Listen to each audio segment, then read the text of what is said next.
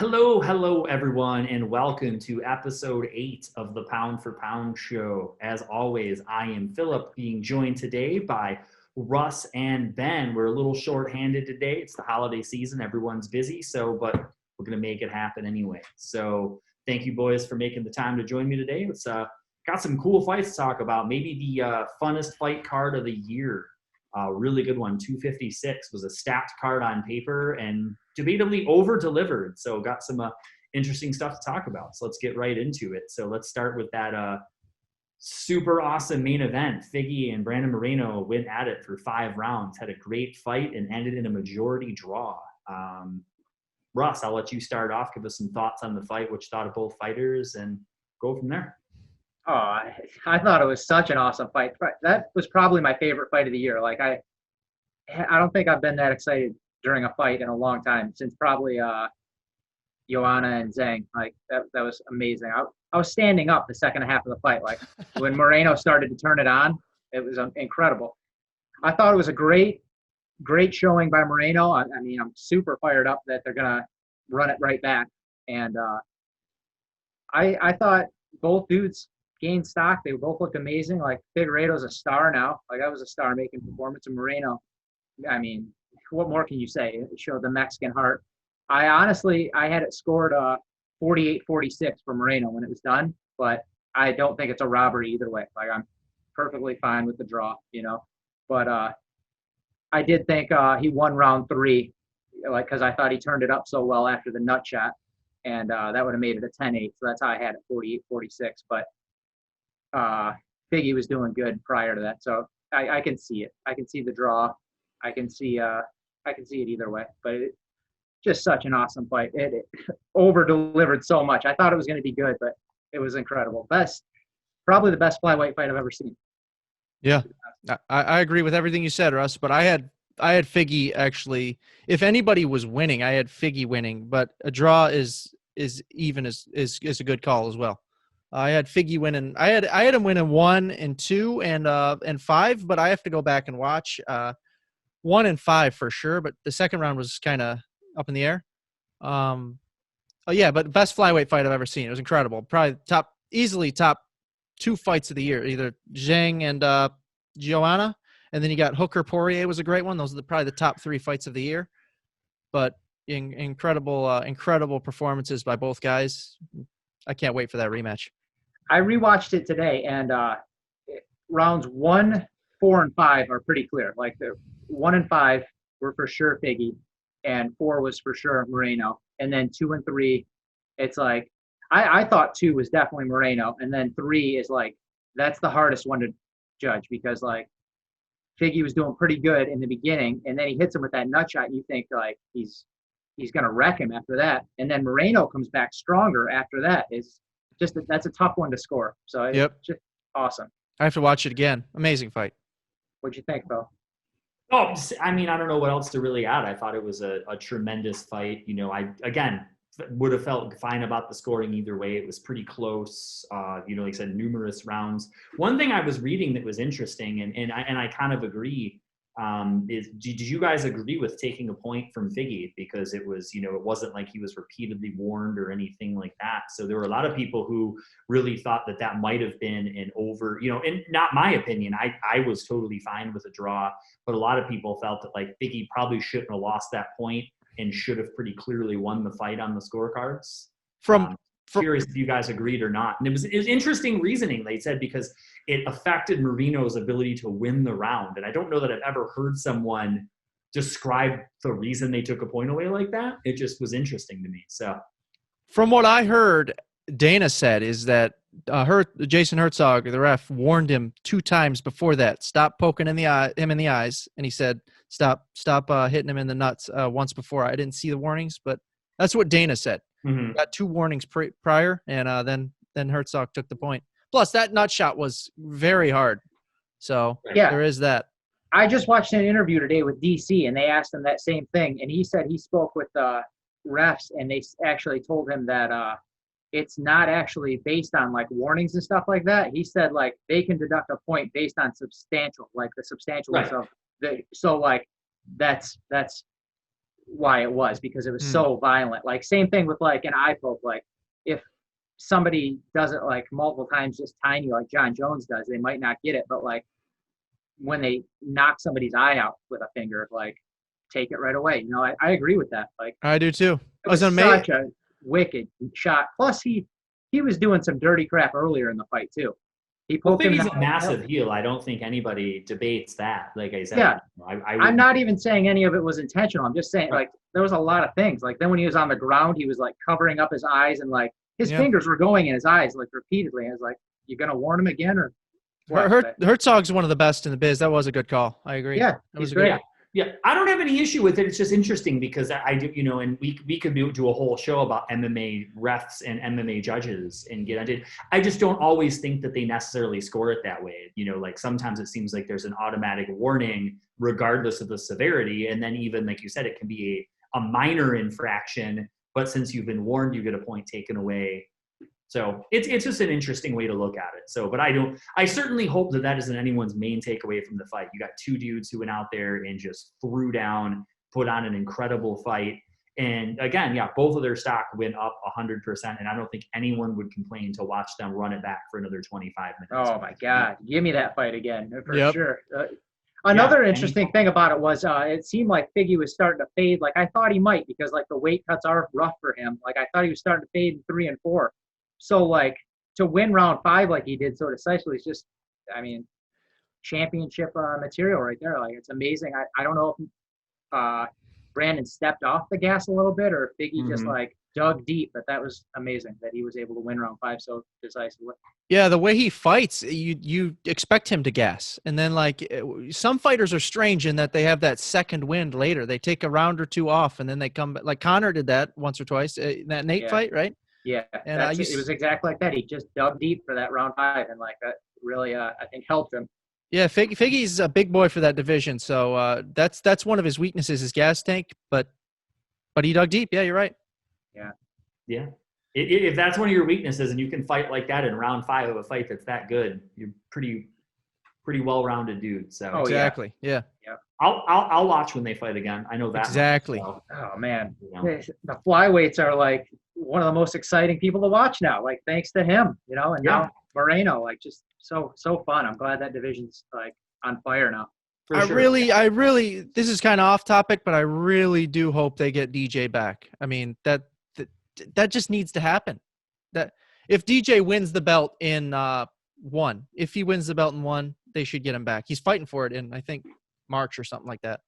So certainly been an intriguing matchup. So, you know, he's a fun guy to watch. But I think, you know, and again, I agree because I always enjoyed watching his fights, but I know that was the knock on him, is that he wasn't always the most exciting fighter. And now the division's full of guys who are putting on really exciting fights. So would he be more exciting fighting these dudes, or would he drag the division backwards into just putting on these technical fights that a lot of people don't want to see? It is true. You make a good point, but yet he's the greatest of all time in the flyweight division by a long shot. Other than Triple C, of course. Get out of here with that. Both of them are great. Nobody's arguing that, but the division is 100 times more exciting than it was. Like, let him stay over there. Like, we don't need him coming back and like winning and then like grinding out decisions, you know, where he's taking people down for 5 rounds. Like this is much better. Like, wouldn't you rather the excitement? Yeah, but I'm just gonna get bothered when people say Figgy's the best flyweight ever. I'm just gonna get bothered, and it's gonna really grind my gears. It is one of those things. It's tough. It's hard to say you're the best if you don't beat Demetrius. You cannot. I agree. Yeah, but whatever. But again, to Russ's point, like as a fan, do you care what do you care more about? Like having a definitive who's the best, or watching more exciting fights? That is a good point. It is a good point. I would way rather have it this way. Like the division went from like they were going to can the whole division. It was a dead division. To now it's like that's the fight everybody's talking about. Like I was fired up the next morning. I woke up and I was still like so pumped about that fight. It was just awesome. Great fight. Oh, God. Moreno is so awesome. The way He's a he warrior, took the loss man. was awesome. The way he fought was awesome. Like I can't say enough great things about him. Yeah. And also, he just seems like a good dude. Yeah, exactly. Freaking who knew McLovin from The Ultimate Fighter was going to turn out to be like one of the coolest dudes in the UFC? Wasn't he like the last pick or something, the last seed or something along those lines on The Ultimate Fighter? I think so, yeah. That is awesome. That is awesome. Yeah, that's a cool story. So I'm glad to see him do it well, and he certainly earned himself a lot of fans. I don't think anybody, before these last two fights was like he didn't have a huge following. So I get the feeling he'll have a few more Twitter followers to this starting this week. So For For sure. sure. good stuff. Well, on to the co-main event. Let's talk about that. Probably a little bit surprising. Oliveira. Speaking of people stock going up, looked the best he's ever looked for sure. So in a ridiculously one-sided fight that I don't think anybody saw being that one-sided, regardless of how you saw it turning out. So Ben, I'll let you comment first and then turn it over to Russ to get you guys' thoughts on that fight. Hey, Phil, I hate to say I told you so. Yeah. I love Tony as much as the next person, but Yeah. I think he's on the decline. I honestly, you can say it was all Oliveira and Tony's not on the decline, but I truly Mhm. think Tony is. It's a combination of both. But incredible performance by Oliveira. Just that guy. No one's ever been like more in their prime than that guy. That guy is like in the prime of primes. It's his ground game is spectacular. He he just dominated the fight. It was so one-sided, and I think he could be world champion. I mean, we didn't think him versus Khabib was the fight that we needed, but I think that might be the fight that we need. You know what I mean? Well, it's the fight you're not going to get. So No, what I think's going to happen is I think the winner of Connor and Dustin is going to fight Oliveira. I think that's the right choice to make. But That's what's going to happen, I think. For but sure. then you got Gaethje Chandler. Like they're not going to sneak in there, are they? That's not booked yet. No, that's not. That's true. It is not booked yet. But yeah, Oliveira is just an incredible performance. I mean, we've never seen anyone dominate Tony like that, and incredibly impressive. What about you, Russ? What do you think? Yeah, I mean, what more can you say? Oliveira looked awesome. Like that was amazing, and he definitely put to bed the Khabib Tony fight. Like forget even like ever wanting to even see it, because like you seen Oliveira like pick up Tony and like carry him and throw him down. Like what do you think Khabib would do to him? I mean, now what would happen. Like we don't need to see it. Mm-hmm. Oliveira handled him easily. The craziest thing in that fight was that first round armbar. Like, oh my God. Yeah, like that was difficult to watch. And I knew Tony wasn't going to tap. When he was doing it, I was like, please just let the round end, because Tony would have let him rip his whole arm off and would have continued fighting. He would have, yeah. Dude is a maniac. That was crazy. His arm was literally like bent in a very strange way. Oh, when he tucked it like under his like armpit to get it even further, I was like, that arm's gone. It was bent like that. Like yeah. it was And yet crazy. For 2 more rounds, he still tried to throw it. Like he stopped for like a minute and he's like, nah, I'm just going to throw my dead limb. Like yep. Tony is a legend and a maniac. But that dude is such a savage. It's crazy. Oliveira is at peak Oliveira right now. Like he's not going to get better than he is right now. Yeah, he was insanely impressive. So yeah, it'll be curious to see what they do next for him. And yeah, I have to concur. Like obviously after one fight, I wanted to see what Tony would bring. And again, I don't want to say anything bad about him, but he just the last 2 fights just not looked like the same guy. He doesn't bring the same level of aggression. He fights different. And so I don't know if it's just that one of that, he's got a lot of fire miles on him. I don't know if he's just, at the end of the line for him or what it is, but yeah, it's certainly tough to imagine him getting back to where he was at this point. So. Yeah, that division is just too loaded. It's like almost impossible to string together that many wins like he did. Especially it's just that's the most loaded division. And that fight against Gaethje was such a violent fight that like I just don't think you can recover from that and be the same. It's just too much of a beating. And it was weird because even before, like even in that fight, like before it got brutal, it just looked like a different Tony. So it's really hard to pin it on like what where the switch went off and what happened. So it's a bummer. It's interesting. I thought about it and I wanted to go circle back to what Russ said. Like I don't know that I agree with the Khabib comparison, because I've heard that a lot. And like I agree. Like yeah, I don't want to see that fight today because it would happen. But I don't. Do you think it's more that that style is just more than Tony's wrestling can handle, or do you think that it's just a different Tony? Because I was thinking, I was listening and I was reading all the recaps like I always do, and I don't think Oliveira does that to Tony 3 years ago because Tony is an all-American wrestler. Like, I don't think that anybody out-wrestles Tony that way. So, I mean, I totally understand the argument. It makes sense, but I'm just like, man, I don't know. Like, Oliveira does, but Habib is like just such another level. I think he does. I think he just, picks him up and throws him where he wants and handles him. Like the way Oliveira was like controlling him on the ground, I was just thinking the whole time, I was like, well, if this was Habib, like it'd be that much worse because he's just that much better. So it really. Yeah, as much as I love Tony, it's like, it's easy. That's the easy argument to make. Khabib would have done the same thing.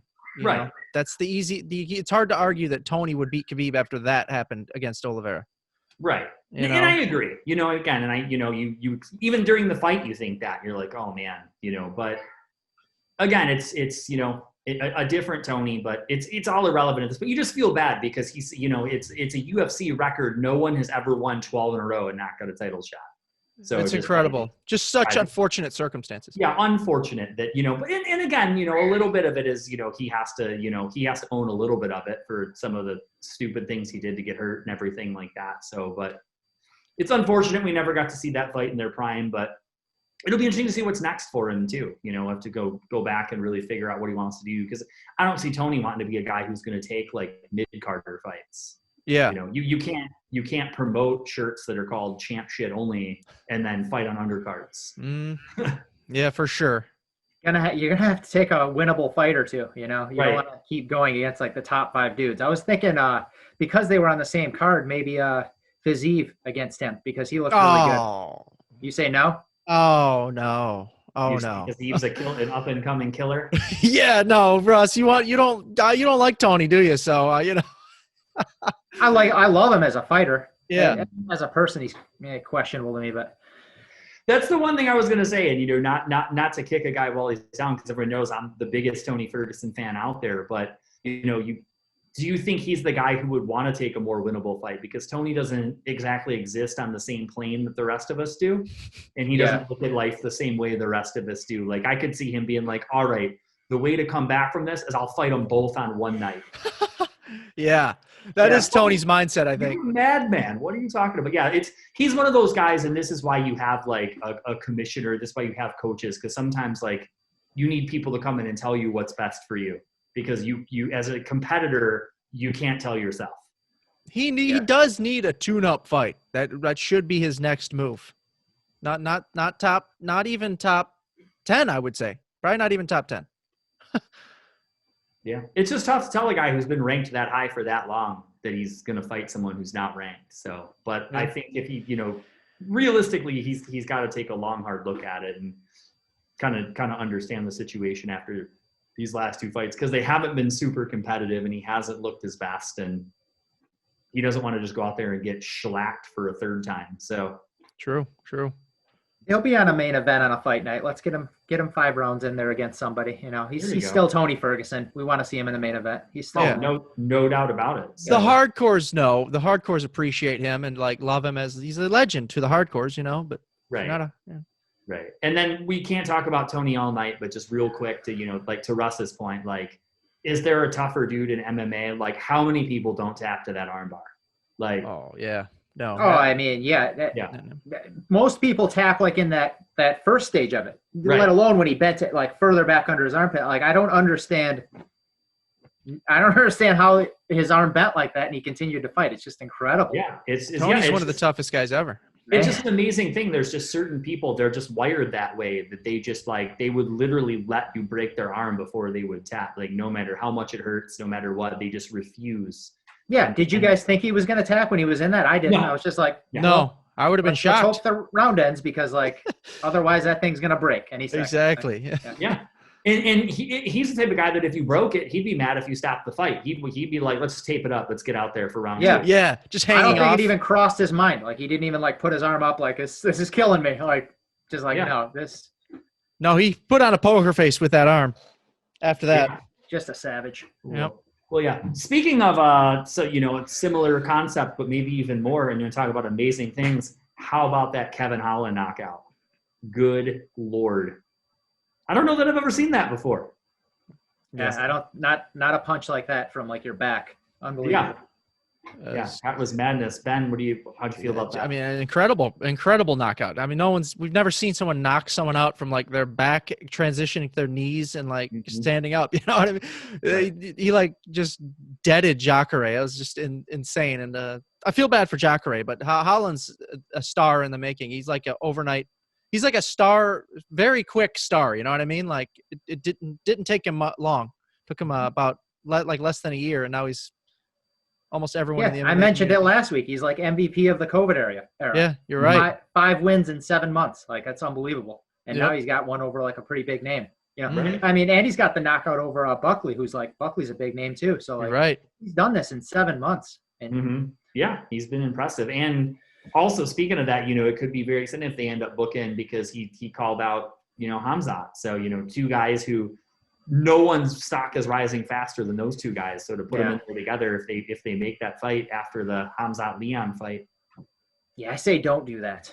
I agree. It's exciting, but they could hold off on that a little bit longer. Let them work a little bit closer to the top 5 in the rankings before they pull the trigger on that one. So, and I think I think if the Hamzat fight would have been this month like it was supposed to be, it would have probably made more sense. But now with that being pushed back, it gives a little more time to book Holland in another fight. True. Yeah. Very true. Holland called him out for next week, like this coming Saturday. Yeah. That I like it. That would be wild. Yeah, he's good at talking. He's good at fighting. Holland is a star in the making for sure, but don't do that fight. Like, no. Let's just not do that right away. The ball's on Holland. I'm surprised he can fit those boys in the cage. Jesus. Yeah. Yeah, that's cool. That's some nuts. Guys want to talk about Jacare real quick? What's next for him? Maybe Bellator. Yeah, I agree. Yeah, not UFC. Like, his chin is just shot. We mentioned it last week. His chin's just gone, and that was why I took Holland by TKO. I thought he'd stop him, and it was easier than like anything. Like, he's just too much miles on him. He's done. Yeah, agreed. Everything. A legend, but he's done. There's a lot of that on this card, a lot of guys, and we talked about it last week. It was kind of the, the youth first experience card, and it certainly seemed like, it's a young man's game, as they say, and this was proof. So one more we'll cover. Obviously the Cyril Gane and JDS fight, they probably went about as everybody expected. So, Ben, you gotta talk us through that one real quick. Yeah, I thought it was gonna go that way. But then there was that controversial strike to the back of the head. I don't know if that was the back of the head. That was super close. But either way, Junior probably wasn't winning that fight. No disrespect to Junior. I don't know. It was what we expected. That's all I can say about that. Gane's an animal. He's a beast, man. And he's definitely a hot prospect in the heavyweight division.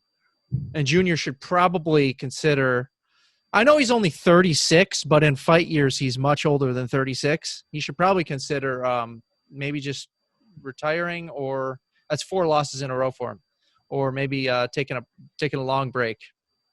Russ, what do you think?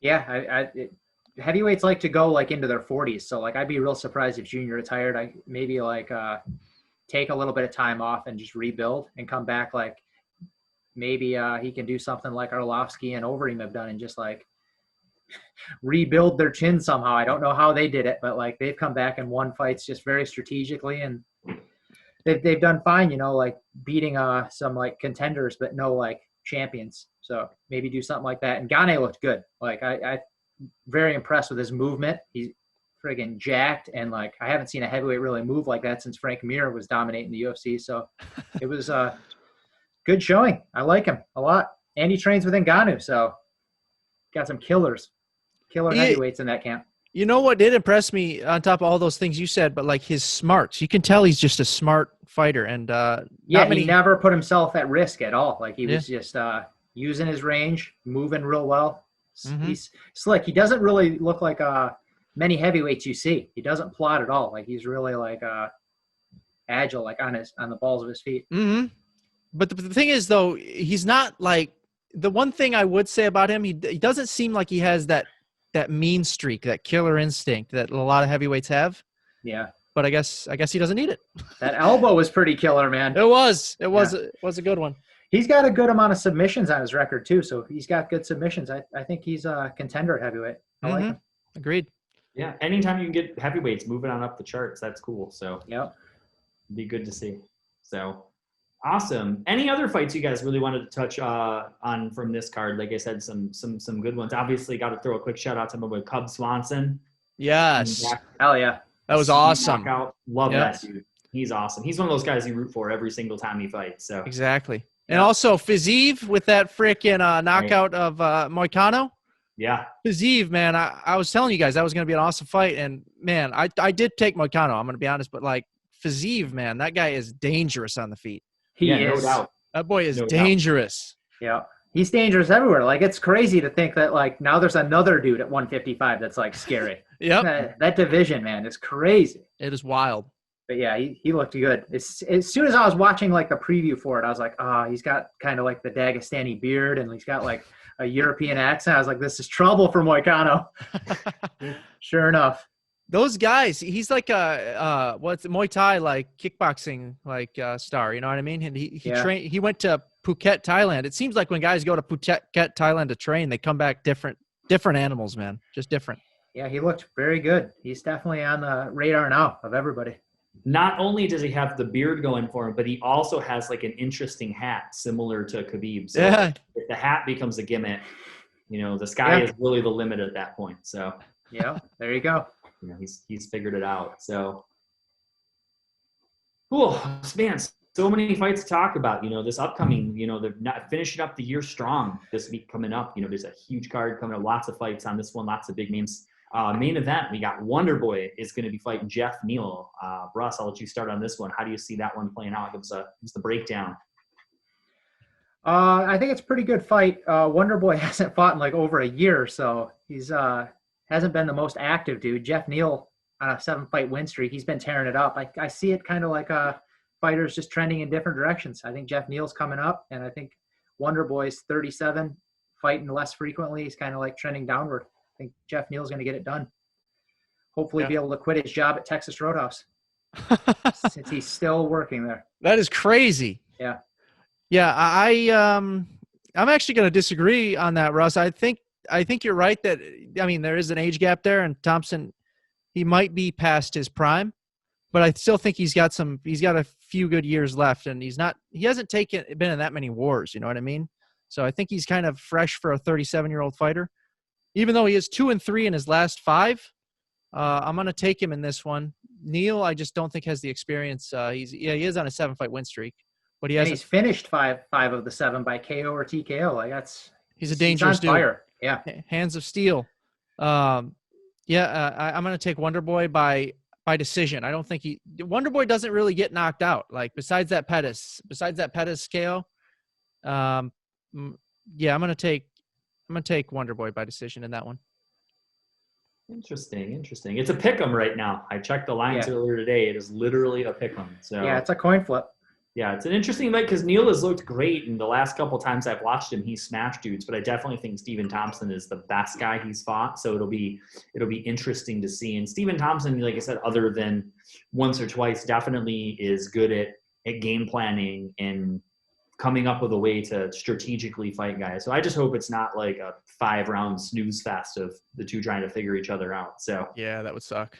Let's hope they go out there and throw down. The co-main event probably will not be a snooze fest. As always, excited to see Jose Aldo fighting Marlon Vera. Russ, how do you see that one playing out? Well, I think Aldo is just one of my favorites of all time. So I like Aldo in that fight.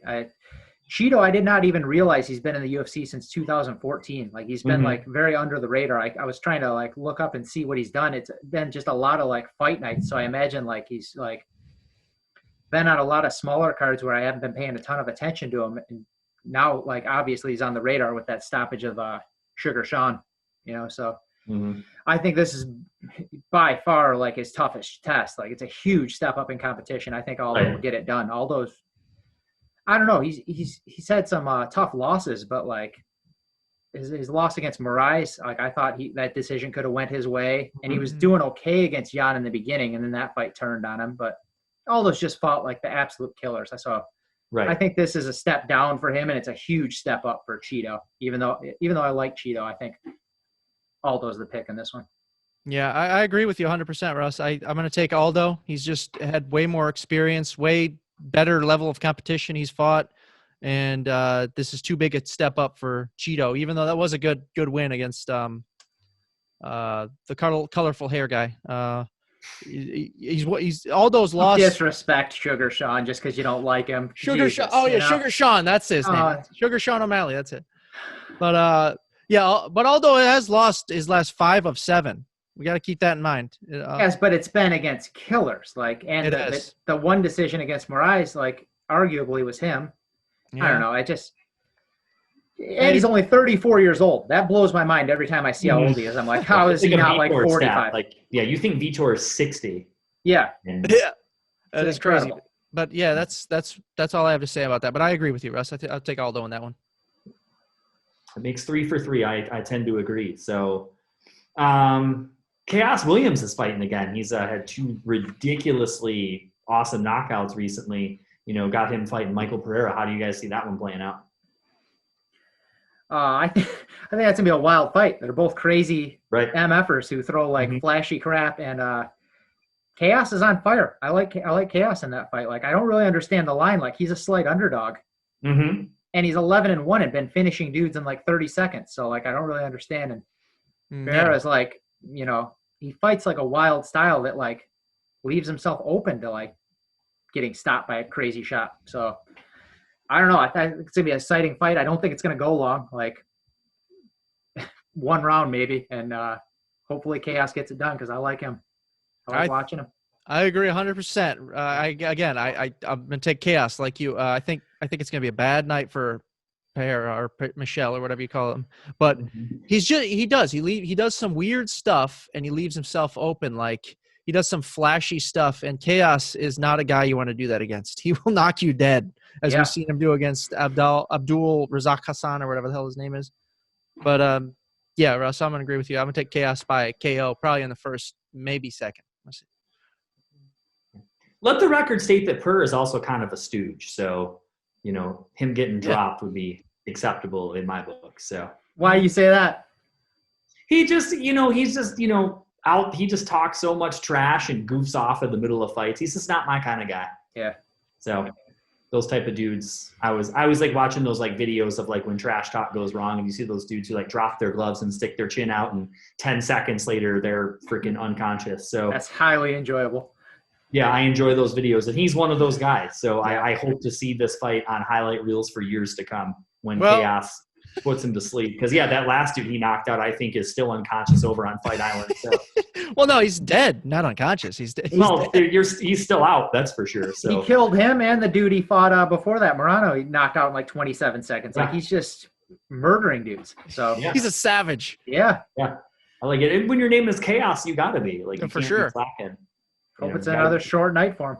Yeah, I hope so too. So, speaking of Marlon Moraes, you mentioned him earlier, Russ. He's fighting Rob Font on this card. It seems like Rob Font hasn't had a fight since 1998. So, he was an up and comer there for a while, and I just haven't seen he hasn't had a fight in quite some time, if my memory serves me correctly. So, he is a slight underdog against Moraes. Ben, how do you see that fight playing out? I'm gonna be honest. I don't know a whole lot about Rob Font. I've watched him fight many a time, but he's never really stood out to me. He's never. And Moraes is definitely one of the elite in the division. So I'm just gonna go with Moraes, even though he's coming off of that loss to Sandhagen. I'm just gonna take Moraes, and I think he's just a much higher level fighter. Russ, what do you think? Yeah, that's a good assessment. He hasn't fought anybody near Marlon's level. I looked up his record, and it's a lot. He's fought a decent amount of dudes, but no one at that championship level. And Marlon's just amazing. If you take out that crazy spin kick loss to Sandhagen last fight, he was doing very well prior to that. And we know he's an absolute destroyer for a round and a half. So right. Good luck surviving that round and a half with him. And it's to his benefit that it's only a 3-rounder, because we know Marlon's got some gas tank issues, but I don't think it'll come into play in this one. He's too violent. pretty jacked for that weight class. I'm not surprised he has. Oh, and he's so explosive. Like, Mhm. I mean, the absolute beating he put on Cejudo for a round. Like, it's Yeah. amazing that Cejudo was able to recover from that and win that Right. fight. Actually, It like, was wild. Yeah, I think very highly of Marlon still. Like, Mhm. yeah. Agreed. So yeah, I seems we're in agreement in most of these fights. So I tend to agree. I think Moraes is going to be too much for him. So Hey, big chance to make some money because these lines are close on these I fights know. too. I know. Yeah. So on the prelims, we got some big names. So we got Anthony Showtime Pettis fighting on the prelims. That just blows my mind. So think about where his career has gone up and down. But he is a pretty big favorite. He's fighting Alex Moreno. Guess think Russ. What do you got? I think Pettis has got a ton of mileage on him. I think he's trending in the wrong direction. I don't see him winning. I don't think 170 is very good for him either. He hasn't looked good. I don't know. He got the win against Wonder Boy, but he was losing that fight prior to that. What has he lost? He had to have like alternated wins and losses for like the last like 5 years. Like he just has not put together a streak since his original championship and Wheaties box. Like, it's just been incredible inconsistency. I think maybe he'll be joining his brother in Bellator after this fight. Yeah. Or Bellator talk. Can't wait to get a Bellator segment. Yeah, I mean, they're cutting dudes like, that make big money, and his brother's already in Bellator. It just makes sense to me if he loses this one to be on his way. Yeah, I agree with you, Russ. Morano's probably going to get the win. Pettis has just a lot of miles on him, a lot of fights, a lot of wars. I think his best days are behind him. Morano's this young and up-and-coming kid looking to make his name, and I think he does that on Saturday. Well, I'm not one to predict the future. I have no inside knowledge, but I get the feeling we're going to be talking about that fight during the best bet segment because that line is pretty advantageous if that's how you feel. So I feel like that might come up again. And then I would be remiss if I didn't mention Ben's favorite fighter of all time, Greg Hardy, is fighting again. Yeah. Yeah. Can this dude finally just get knocked out violently for us? Like, we've been asking for it for so long. It's coming, Phil. It's coming. I hope so. He's moving up the ladder, and it's coming. I hope so. Yeah. Put him in there with Gane. Yes. Please. They just won't. They keep giving him these dudes that, like, don't really have that, like, crazy stopping power where, like, he's just such a good athlete that he can still somehow, like, win. Like, I'm not saying he will, but this is not, like, one of those fights where you're like, this is the one where he's getting, like, slept. Yeah, put out. Mm-hmm. Yeah, he's a very, very slight favorite in this fight as of today. So he's minus 120. So speaking of that, it is time. Let's make the fans some money this week. Russ made you guys some money last week, so he did not steer you wrong, that's for sure. So this. Yeah, so let's tell the people how they can get rich watching fights.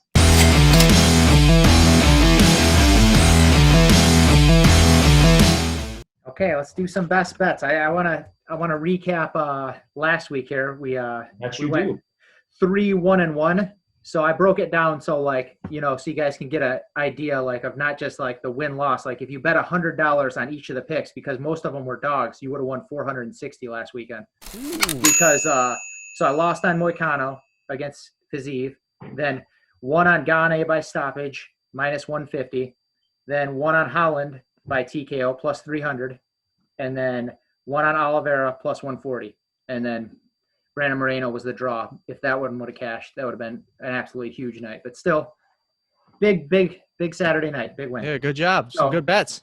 Going into this one, we're gonna go 5 more since it's a 15 fight card, And there's a lot of good options on here. So I picked a few here. I'm taking Morano against Pettis. I think he's just a younger, fresher fighter.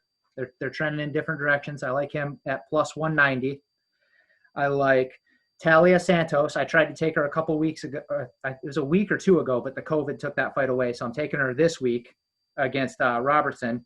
Talia's 16-1. Robertson's 9-4, and she wins most of her fights by sub. And Talia's never been subbed.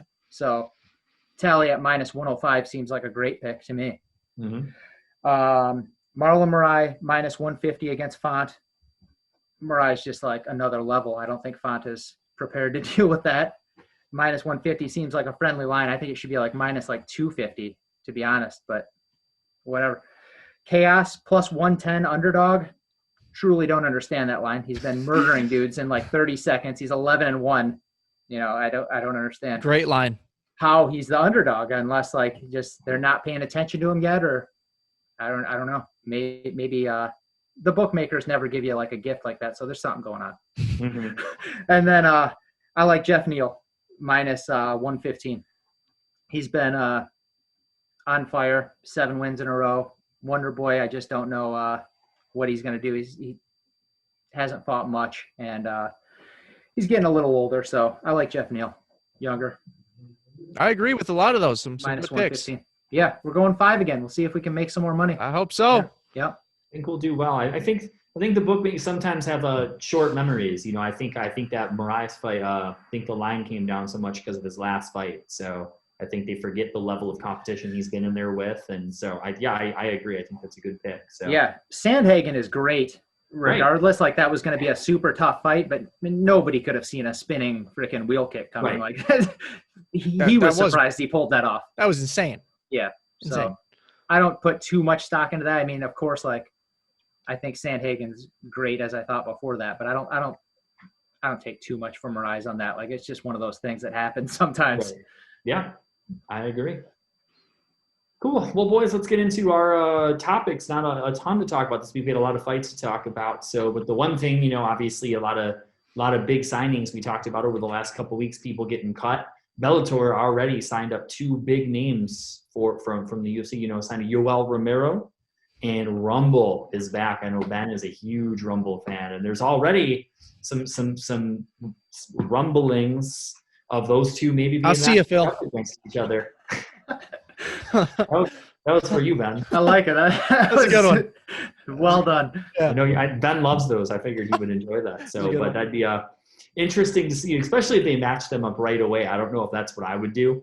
But I mean, I'm just, you know, both of those dudes are famous for absolutely ending people. So in my opinion, couple good signings for Bellator. Those dudes, you know, win, lose, or draw, put on exciting fights 90% of the time. So I guess feel about those. Awesome signings. You got 2 of like the most exciting light heavyweights. Well, apparently Yoel is going to be competing at light heavyweight. So that's the rumor. Like you got 2 of the most exciting fighters as far as like knockouts go, and just as far as knockouts go, crazy highlight reels, both those guys. And plus you got a light heavyweight division now that's pretty solid. You could do like a tournament. You know, you got Nemkov, Bader, Mousasi, Romero, Rumble.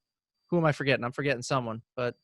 That fight is Yoel versus Rumble. You don't want them to get a loss and then that fight be not as exciting to make. You know, that fight is ridiculous. Make that fight, man. every hardcore MMA fan wants that fight.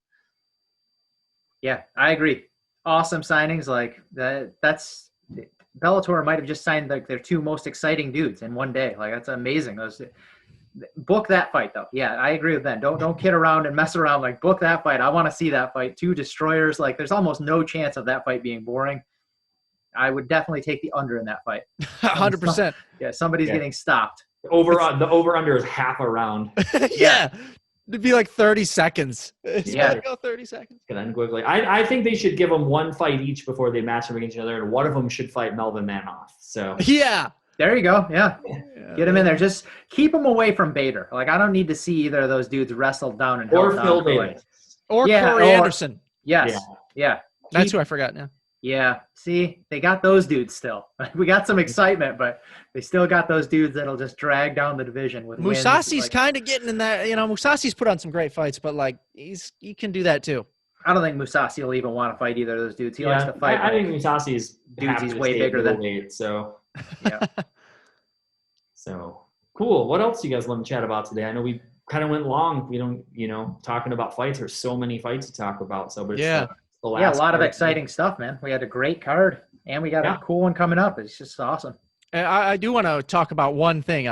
If you're a gamer, people are very excited and are probably playing Cyberpunk 2077. Mm-hmm. I've played it for about, I'd say, 8 hours now. And I'm going to be completely honest. It's average in every way. Nothing has even impressed me that much. I'm going to continue playing it, but it seems like they've stolen ideas from a lot of other games and just put them together. And plus, it's got a lot of bugs, a lot of glitches. And if you're playing it on the Xbox One or the PS4, it's pretty much trash. Like the frame That's what rate, I heard. I heard the- like it's super glitchy on like those oh systems. man, the frame rate is bad. Like you'll be doing like there'll be like some sick sequence going on or like some sick cutscene, and it'll be like skipping and stuff, and it just takes you out of the moment, you know. Like one of the sequences, I was like shooting out of a car, and I was supposed to have a shotgun in my hands, but there was nothing in my hands. It was just it's the hands, and just stuff. And then I was walking down the street, and a motorcycle fell out of the sky into the street. And it was like, what the hell is going on here? That's kind of sweet. I'm into that. Have you seen the glitch where like people just walk around with their wieners out? Yeah. What the hell? Yeah, that is. When you create your character, I guess you can like give them a wiener and like choose the size and stuff. And I guess like there's a glitch where like they just walk around with it hanging out of their pants. Like, That is another thing that was very disappointing. I was hoping to create a freak. I love just the character creators in some games. You can create a freak, and the one in this game is just very average. really? Very average. You can just the most different thing you could do is create a guy with 3 different wiener sizes, or you can create a chick with a dong. You can do that too with boobs and a dong. Well, that's Real something. This is too That's much something. wiener talk for one episode. I'm disappointed to hear that because I bought it, but I didn't play it yet. I was Yeah, still I'm playing disappointed. Spider-Man. No, I hope, sorry. fingers crossed that after they fix some of the glitches and everything, it'll be worth playing. Because I know they've invested a lot of time and effort and a lot of hype behind this game. But yeah, because I haven't even heard that much. The glitches have so overrun all of the reviews and everything. You don't even get like a real read on how good it is. Just that it's just super buggy. And so hopefully they get some patches out for it pretty quick, and it turns out to be a solid use of your time. They already have had I think 3 pretty significantly large patches for it. So, and they just released a message yesterday on their social media, like they're very sorry, and that by the end of the year or Q1, everything will be fixed and it'll be the game they intended. And they said they're offering refunds to everyone. So that's everyone that wants a refund, they can get one. And How did they delay it that many times and still ship like that buggy of a game? I just don't understand how that happened. Well, here's the thing. Everyone was freaking out about it. You know what I mean? Everyone was so hyped and freaking out, like, just release it. And the same people that were saying release it are the ones complaining about the glitches, Yeah. Like, but honestly, in my opinion, it's nothing special. Glitches so far, glitches or not, but we'll see. I haven't played it enough, I guess. We'll see. Cool. What about you, Ryan? Any movies, music, games, anything going on?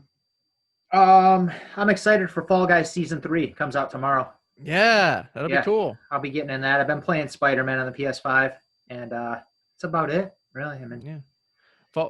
Fall Guys, one of the last times I played, won 2 in a row. You know how hard that is to do, Phil? No, I don't. incredibly hard. Get on there, Phil. Yeah. I'm excited for the Saturday, the Clemson Notre Dame game. I'm excited to see Clemson seek some revenge because they lost that last game without their QB. Trevor Lawrence is going to be back and hopefully put the hurt on Notre Dame. Anytime Notre Dame loses is enjoyable as far as I'm concerned. Let's see how they do this week. Like the ACC championship game should be a great one. Yeah, should be. So I'm glad they made it this far. Quite a few games have been canceled. So cowards, U of M, freaking cowards, man. If you were that team, you'd find any excuse to get out of playing. If I was them, I would. Try to save Harbaugh's job by canceling that game, you scumbags. I would too. Like, they're rotten. They were going to lose by 70. That was going to be comedy. It would have been ugly. It would have been ugly. I would have not showed up as well. So cool. Well, gentlemen, anything else you guys wanted to cover before we get on out of here? That's about it, man. Cool. We're going to do a show. Are we going to do a show before the end of the year or before Christmas, right? Probably before Christmas. Yeah, so next week, if everything goes as planned, next week we'll film a recap show. It'll probably be a fairly brief one because we won't have any upcoming events to do. And then, our plan is, little behind the scenes info for the thousands and thousands of people tuning in. The millions. and a million. You know, just planning on getting the putting together a year-end show, because we've got 3 weeks with no fight cards. We kind of go back and almost like year-end awards, go back and recap some of the big happenings of the year, some of our favorite fights from the year, some of our least favorite moments of the year, and anything and everything we can talk about from the year 2020. A very interesting year in a lot of ways, but overall a pretty entertaining year in the world of MMA, being the first sport back at it after everything was shut down. We saw a lot of interesting stuff and a lot of fun fights. So all things considered, not too much to complain about. And we'll recap it all for you guys. So cool. Oh yeah. Maybe do a little bit of fantasy booking. What's that? Yeah, it's a good Maybe idea. do a little bit of fantasy booking for 2021, stuff we want to see, stuff. I like that. Fights we Good want to see. idea. Yeah. I like that. We'll lay it out there for you. We'll lay out the breakout year for Bellator 2021. Yeah. I'm starting to think you own stock in Bellator. Or I something. swear to What's God. going on? It's going through the roof. I wish I owned stock in Bellator. Phil loves to talk about Bellator, man. I swear to God. No, I do. I do. I wish we could have a full episode dedicated to Bellator. Maybe in the future we'll get a Bellator episode together. So Shareholder there. Yeah. It'll be excellent. But until then, we will let everybody go. Thank you for joining us as always. We appreciate it. Hope you guys had a good time, and we will talk to you next week to recap the last fight card. Thank you for watching. Like and Thank you for subscribe. watching. Views are going up, baby. We'll see you guys next time. Have a great week.